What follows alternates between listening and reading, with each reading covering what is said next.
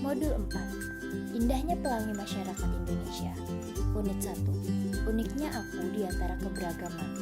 Program Pendidikan Kesetaraan Paket C, PKBM Gandhi Sena, Sosiologi kelas 10. Unit 1.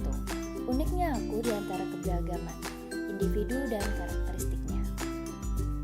Dalam uraian pengertian stratifikasi sosial di depan, telah disinggung tentang individu dan kelompok. Masih ingatkah Anda?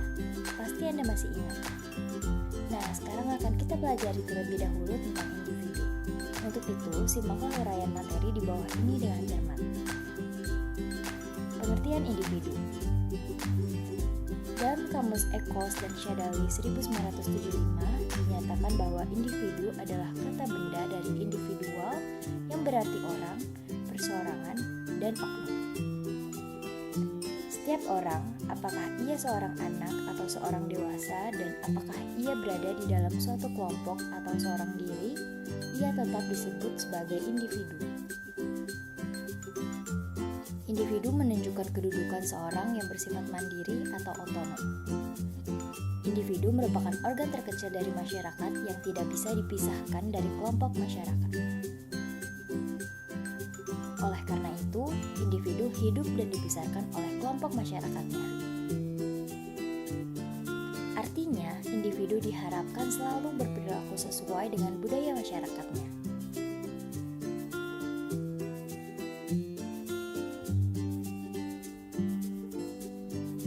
Berdasarkan pengertian di atas, dapat dibentuk suatu lingkungan sosial untuk anak yang diharapkan dapat merangsang perkembangan potensi-potensi yang dimilikinya dan akan membawa perubahan-perubahan dalam kebiasaan dan sikap perilakunya. Jadi, untuk mewujudkan kepribadian seperti itu, anak perlu dibantu oleh guru, orang tua, dan orang dewasa lainnya untuk memanfaatkan kapasitas dan potensi yang dibawanya dalam mencapai pertumbuhan dan perkembangan yang diinginkan. Namun perlu diingat, kepribadian anak dengan sifat dasarnya dibentuk dalam keluarga. Sejak lahir, bahkan sejak masih di dalam kandungan ibunya, manusia atau individu merupakan kesatuan psikofisis atau psikosomatis yang terus mengalami pertumbuhan dan perkembangan. Hal itu merupakan sifat kodrati manusia yang harus mendapat perhatian secara seksama. Mengingat pentingnya makna pertumbuhan dan perkembangan ini, maka persoalan yang berkaitan dengan pertumbuhan dan perkembangan akan dijelaskan secara khusus di bagian lain dalam modul ini. Untuk memberi gambaran singkat bahwa makna pertumbuhan dibedakan dari makna perkembangan, bahwa maka istilah pertumbuhan digunakan untuk menyatakan perubahan-perubahan kuantitatif atau terukur dengan angka matematika, misalnya mengenai fisik atau biologis, atau badan seseorang.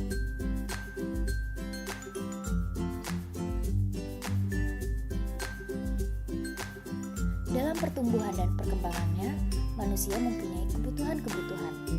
Pada awal kehidupannya, bagi seorang bayi mementingkan kebutuhan jasmaninya. Ia belum peduli dengan apa yang terjadi di luar dirinya. Ia sudah senang apabila kebutuhan fisiknya seperti makan, minum, dan kehangatan tubuhnya terpenuhi. Dalam perkembangan lebih lanjut, ia mulai mengenal lingkungan dan bahkan lingkungan yang lebih luas. Kebutuhannya kian bertambah dan suatu saat ia membutuhkan alat untuk berkomunikasi atau bahasa, membutuhkan teman, keamanan, dan seterusnya. Perlu diketahui bahwa semakin besar anak, maka kebutuhan non-fisiknya semakin banyak. Oleh karena itu, setiap manusia akan berupaya untuk memenuhi kebutuhan-kebutuhannya. Dengan demikian, telah terjadi perkembangan dalam hal kebutuhan-kebutuhan dan dapat yang dibedakan menjadi dua kelompok besar, yaitu kebutuhan utama atau primer dan kebutuhan kedua atau sekunder. Kebutuhan primer ini berupa makan, minum, istirahat, komunikasi, dan sebagainya. Semakin besar anak, maka kebutuhan sosialnya juga semakin besar, misalnya lingkungan pergaulan, perlindungan, dan sebagainya. Dengan perkataan lain, pertumbuhan fisik senantiasa diikuti perkembangan.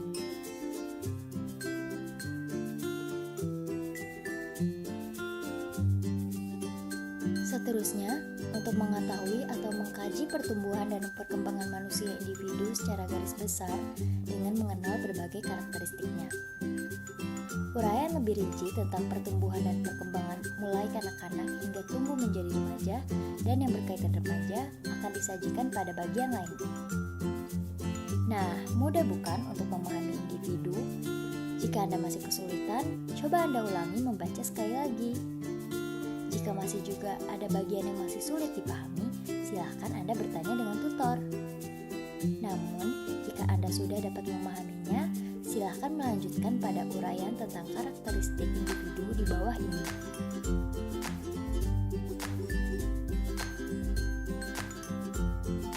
2. Karakteristik individu.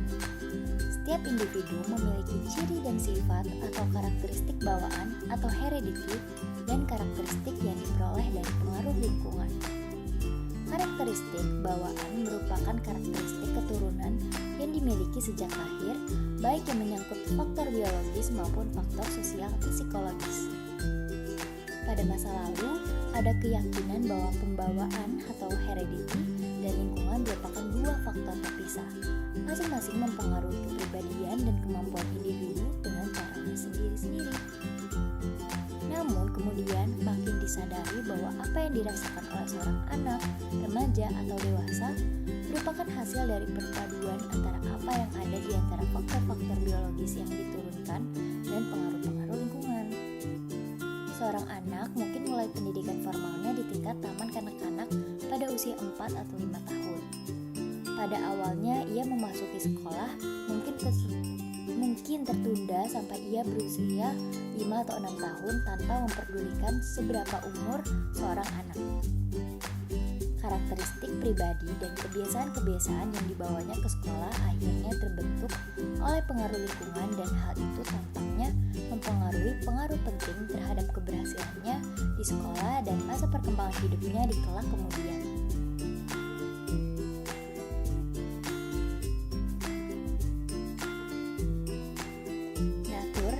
Merupakan istilah yang biasa digunakan untuk menjelaskan karakteristik-karakteristik individu dalam hal fisik, mental, dan emosional pada setiap perkembangannya. Sejauh mana seorang dilahirkan menjadi seorang individu seperti dia, atau sejauh mana seseorang individu dipengaruhi oleh faktor-faktor lingkungan tetap merupakan subjek penelitian dan diskusi. Karakteristik yang berkaitan dengan perkembangan faktor biologis cenderung lebih bersifat tetap, sedangkan karakteristik yang berkaitan dengan sosial psikologis banyak dipengaruhi oleh faktor lingkungan. Seorang bayi yang baru lahir merupakan hasil dua garis keluarga, yaitu garis keluarga ayah dan garis keluarga ibu. Sejak saat terjadinya pembuahan atau konsepsi kehidupan yang baru itu secara berkesinambungan dipengaruhi oleh banyak dan bermacam-macam faktor lingkungan yang merangsang. Masing-masing rangsangan tersebut, baik secara terpisah atau terpadu dengan rangsangan yang lain, semuanya membantu perkembangan potensi-potensi biologis demi terbentuknya tingkah laku manusia yang dibawa sejak lahir. Hal itu akhirnya membentuk suatu pola karakteristik tingkah laku yang dapat diwujudkan oleh seorang sebagai individu yang berbeda dengan individu-individu lain.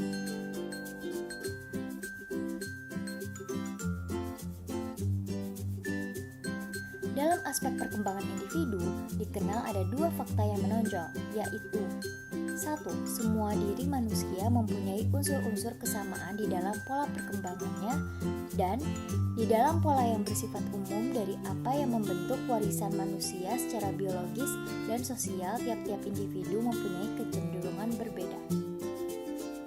Perbedaan-perbedaan tersebut secara keseluruhan lebih banyak bersifat kuantitatif dan bukan kualitatif. Sejauh mana individu berbeda akan mewujudkan kualitas perbedaan mereka atau kombinasi-kombinasi dari berbagai unsur perbedaan tersebut. Ciri dan sifat orang yang satu berbeda dengan yang lain. Perbedaan ini disebut perbedaan individu atau perbedaan individual. Makna perbedaan dalam perbedaan individual menurut Lindgren 1980 menyangkut variasi yang terjadi, baik variasi pada aspek fisik maupun psikologis. Seorang ibu yang memiliki seorang bayi bertutur bahwa bayinya banyak menangis, bergerak, dan kuat minum. Ibu lain juga memiliki seorang bayi menceritakan bahwa bayinya pendiam, banyak tidur, tetapi kuat minum. Cerita kedua ibu itu telah menunjukkan bahwa kedua bayi itu memiliki ciri dan sifat yang berbeda satu sama lainnya.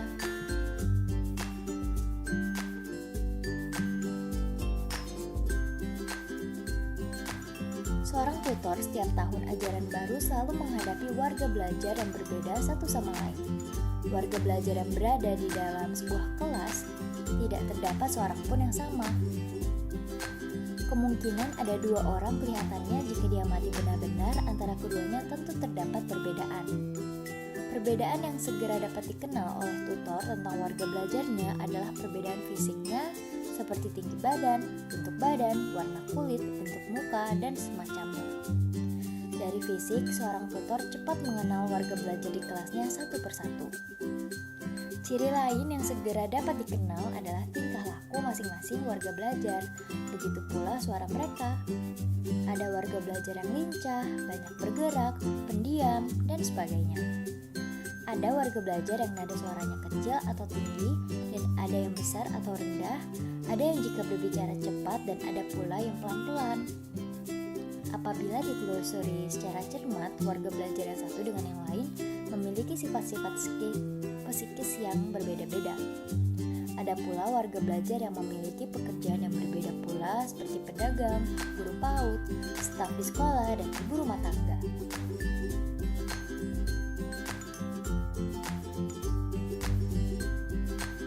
Garay dalam Oxendine 1984 mengkategorikan perbedaan individual ke dalam bidang-bidang berikut. A. Perbedaan fisik: usia, tinggi dan berat badan, jenis kelamin, pendengaran, penglihatan, kemampuan bertindak. B. Perbedaan sosial termasuk status sosial ekonomi, agama, hubungan keluarga, dan suku. C. Perbedaan kepribadian seperti watak, motif, minat, dan sikap. D. Perbedaan inteligensi dan kemampuan dasar. E. Perbedaan kecakapan atau kepandaian di sekolah. Perbedaan fisik bukan hanya terbatas pada ciri yang dapat diamati dengan panca indera kita, seperti tinggi badan, warna kulit, jenis kelamin, nada suara, dan bau keringat, akan tetapi juga ciri lain yang dapat diketahui setelah diperoleh informasi atau diadakannya pengukuran.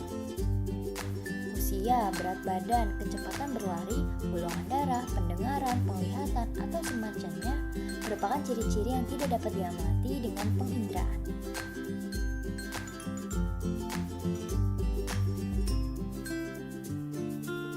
Secara kodrati, manusia memiliki potensi dasar yang secara esensial membedakan manusia dengan hewan, yaitu pikiran, perasaan, dan kehendak. Sekalipun demikian, potensi dasar yang dimilikinya itu tidaklah sama bagi masing-masing manusia. Oleh karena itu, sikap, minat, kemampuan berpikir, watak, perilakunya, serta hasil belajar manusia berbeda-beda. Perbedaan-perbedaan tersebut berpengaruh terhadap perilaku mereka di rumah maupun di sekolah. Gejala yang diamati adalah bahwa mereka menjadi lebih mampu dalam bidang seni atau bidang ekspresi lain seperti olahraga dengan keterampilan, sebagian lagi dapat lebih mampu dalam bidang kognitif atau yang berkaitan dengan ilmu pengetahuan.